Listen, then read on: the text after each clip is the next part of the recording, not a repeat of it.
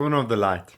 As the Apostle Paul calls us in Colossians 1, he said, we've been translated out of the kingdom of darkness into the kingdom of Christ, the kingdom of light.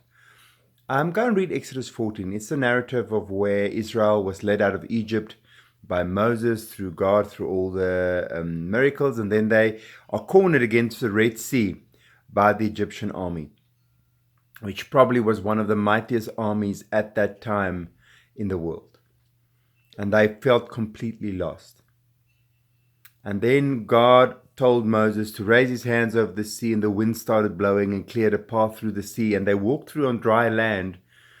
And when the enemy army followed, they were drowned. I'm sure all of you know this narrative. Go and read again, Exodus 14. It's beautiful. Take you 5 minutes.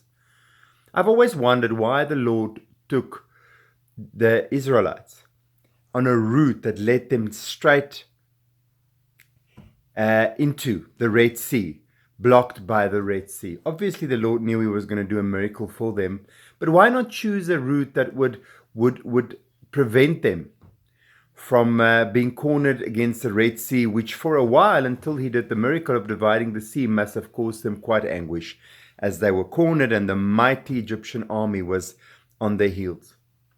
And I can come to no other conclusion than that our precious Lord loves to do wonderful miracles for his children.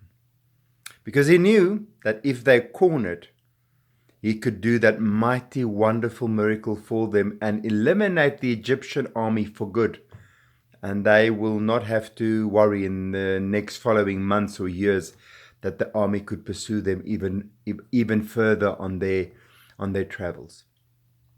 So I always say our God, the God of Abraham, Isaac, and Jacob, is a God who loves to do awesome miracles for his children. And I also say that the greater the crisis, the greater the miracle. I want to encourage you, whatever you are battling with, whatever you are facing, don't be overwhelmed. Our God loves to do awesome miracles for his children.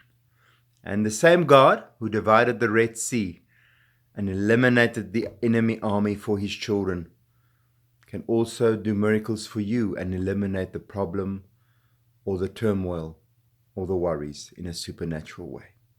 From your side, live with dedication, live for him, focus on him. Never waver in your faith. Dedicate your life to him and let him do for you awesome miracles. Keep your eyes fixed on heaven.